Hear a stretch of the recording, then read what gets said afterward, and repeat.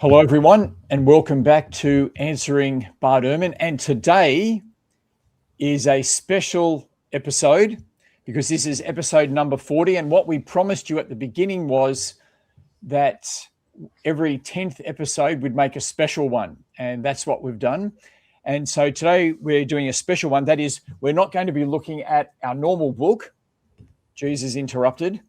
Instead, we're going to be looking at a common claim that I've heard people quote from Bart Ehrman from this book, Forged.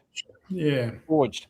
And so today, Matthew and I are going to be looking at something that Bart says in this book of Forged. And it's particularly to do with this man, Justin Martyr. So let me get Justin Martyr up today. Matthew, what do people need to know about Justin Martyr? Well, you can see his dates there. He's from the 2nd century. He's 10 years old or so, the turn of the 2nd century. So he's, should we say, 6 decades after Jesus' crucifixion. So very early in Christian history, and often referred to as an apostolic father because he's a generation removed from the apostles' generation. But Justin Martyr was an apologist, basically, which means he's looking to make a credible case for the Christian faith. And he was particularly doing it to sort of like educated Roman types, trying to explain to them why Christianity was a credible religious claim that they should take very seriously. So that's probably enough context to kind of understand who he is. But Bart Ehrman makes some claims about some things that Justin Martyr says or doesn't say. Yes. So let's have a look at what Bart Ehrman says about Justin Martyr. He says, when the Gospels of the New Testament are alluded to and quoted by authors of the early 2nd century, they are never entitled, never named.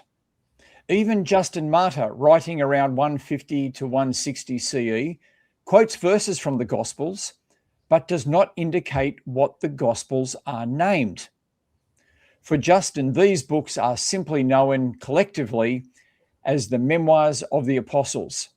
It was about a century after the Gospels had been originally put in circulation that they were definitely named Matthew, Mark, Luke, and John. This comes for the first time in the writings of the church father and heresiologist Irenaeus around 180 to 185 CE. So let's think about what claims Bart is making there. We don't want to misrepresent him. So Bart, hang on, let me get that up there again. Yeah. So, but Bart is saying that the books that we have of Jesus in the New Testament were not known as Gospels. They were never called Gospels, he said. They were never called Gospels. They're just called the memoirs of the apostles.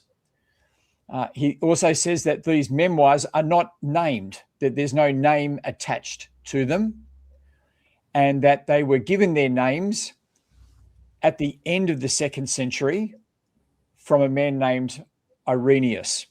So that there is 3 claims. Yeah. Okay. So, look, now, why this matters is that Bart Ehrman claims to be an authoritative teacher, right? He claims to be an authoritative teacher.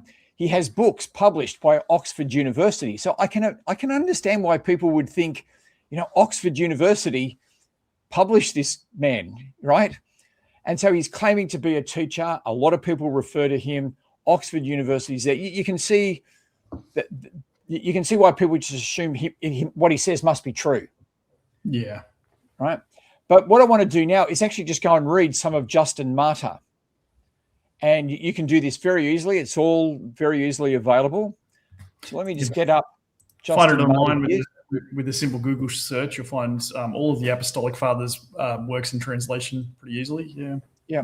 So let's have a look at this first one. So this is from his First Apology, chapter 66.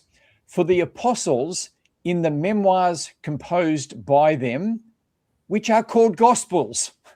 So, like, if you just read actually where it talks about memoirs, it also identifies them as books which are called Gospels. And so I just want people to realize this, that Bart hasn't checked this.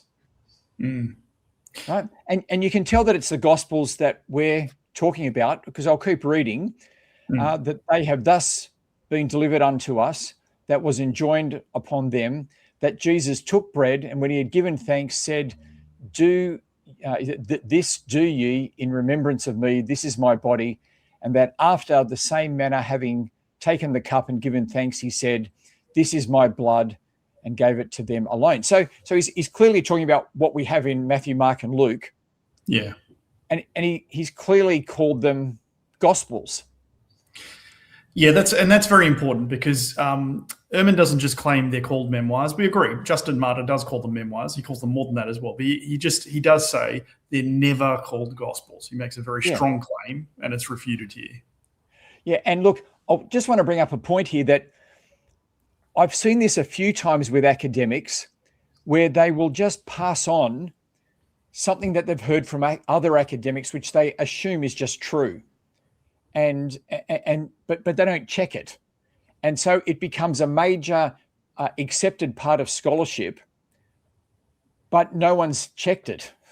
And I've heard this, that Justin Martyr only called them memoirs. I've heard this multiple times from different academics. But then when you go and read it, it's just not true. So let's look at the next slide here. And on the day called Sunday, all who live in cities or in the country gather together to one place, and the memoirs of the apostles or the writings of the prophets are read, as long as time permits. Then, when the reader has ceased, the president verbally instructs and exhorts to the imitation of these good things.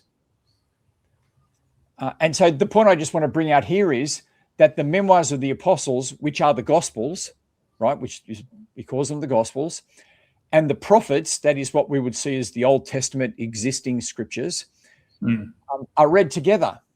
And so they're treating them as scripture. These Gospels are being treated as scripture. Mm-hmm.